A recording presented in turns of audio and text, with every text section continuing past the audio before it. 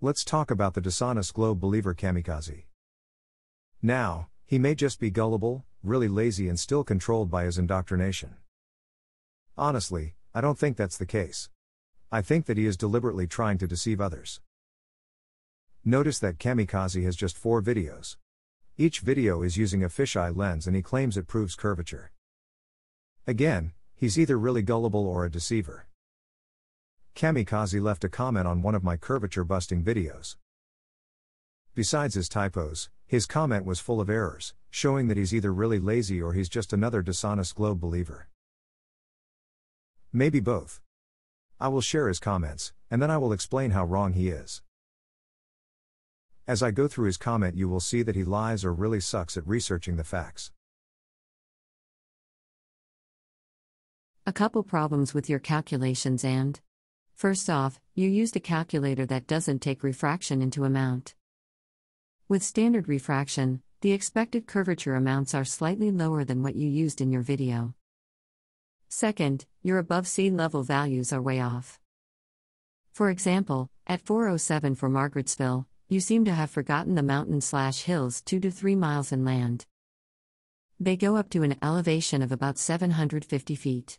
Meaning no missing curvature. Same mistake at 456 with the Port George numbers. About 2 miles inland is a mountain ridge going up to over 800 feet. Meaning once again no missing curvature. And same mistake with Port Lorne. It has mountain ridges going over 860 feet just a couple miles inland. All Camicazi's numbers are wrong. And I will take the time to prove this. This shows he is either lying as deceivers do or he is really lazy at researching for truth. Also, Camicazi does not really understand what refraction does. He obviously believes refraction lifts things up when in fact refraction pulls things down. Another thing Camicazi neglects is the fact the land he claimed would be blocked by curvature is still showing. This means if a hill is 800 feet high and there should be 800 feet of curvature, that land should not still be visible. I need to point out how Camicazi misleads or deceives readers of his comment. In reference to Margarettsville, 41 miles away, he says there is higher land just 2 to 3 miles inland when really that 750 feet high land is 61 miles away, not 2 or 3. That was misleading and dishonest. I will play that part of the comment again. For example, at 4 minutes 7 seconds, for Margarettsville, you seem to have forgotten the mountain/hills 2 to 3 miles inland. They go up to an elevation of about 750 feet. Meaning no missing curvature. Again, Margarettsville is 41 miles away, and less than 200 feet high. The land that is 750 feet high is 61 miles away. That means there is more curvature to 61 miles. There is 587 feet of curvature 41 miles away. However, at 61 miles away there has to be 1,645 feet of curvature. There is not land on this line of sight that is 1,600 feet high. He makes the same claim for Port George, as well as Port Lorne. In my humble opinion, Camicazi is deceiving anyone reading his comment. I consider that to be lying, which makes him dishonest. The closest and first observation is Alote, which is 28 miles away. Camicazi completely ignored the island. Why would he ignore the 328-foot-high island? Well, the island has a 90-foot high point on the east end. That 90-foot high point should be 100% blocked by 180 feet of curvature. Yet it isn't.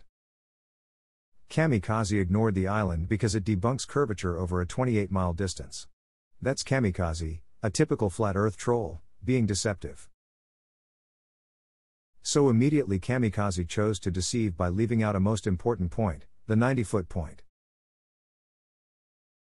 Another thing Camicazi does not take into account is angular size at distance. We see the 90-foot point and we see the mainland behind the island. It's 15 miles from the island to the mainland at Margarettsville left of the island. Angular size change in 15 miles means we are seeing well over 100 feet of the mainland. Camicazi did not take that into account when he made his claim. Plus, for some reason he doesn't think more distance means more curvature. Camicazi said, for example, at 4 minutes 7 seconds, For Margarettsville, you seem to have forgotten the mountains/hills 2 to 3 miles inland. They go up to an elevation of about 750 feet. Meaning no missing curvature. Following line of sight through Margarettsville, I found 700 feet. It is 57 miles away from my location. The curvature demanded at 57 miles from an 85.5 foot eye level is 1,397 feet of curvature. There is no land on that line of sight that is 1,400 feet high. This shows that Camicazi doesn't really understand how curvature works. So this is another mistake he's made. Or is he trying to mislead people with his comment? Remember, we are still seeing well over 100 feet of the mainland. Again, globe curvature has been debunked, but this time at 57 miles away. His lack of knowledge or dishonesty applies to the other locations. More distance means more globe curvature. It's important to note I am standing with an eye level of 85.5 feet above sea level. And I have already debunked curvature to the mainland of Nova Scotia more than 40 miles away. And I still have a 60-foot hill to walk down.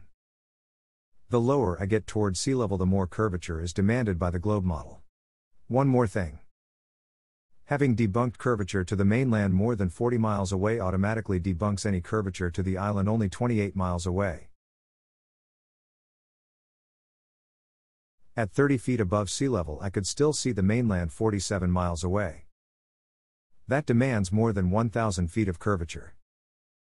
The thing is, Nova Scotia has no land that 1,000 feet high. There is one tiny area that is 850 feet high, but it's 66 miles away. 66 miles away from a 30-foot eye level has to have 2,300 feet of curvature. Here I have a 5.5-foot eye level looking to the 328-foot high island. There has to be 420 feet of curvature. 420 minus 328 equals 92 feet of missing curvature. Notice that there is still about 200 feet of island visible. As you see, Camicazi was completely wrong about everything he said. Again, he is either really lacking intelligence or, as I think, he is a deceiver and dishonest. I personally declare Camicazi debunked as a truther or researcher. I don't even think he is an honest person, as he had all his numbers wrong and obviously didn't watch the entire video. Camicazi, normally I would just delete a Globe Believer's comment and be done with them, but perhaps I am wrong about you and you are just indoctrinated. So if you're an honest person and just lost, please explain yourself, otherwise you will be considered to be a misinformation flat earth troll who has no honesty. Before I finish, just in case he watches this video about his dishonesty, I walked down the 60-foot hill and right out to sea level.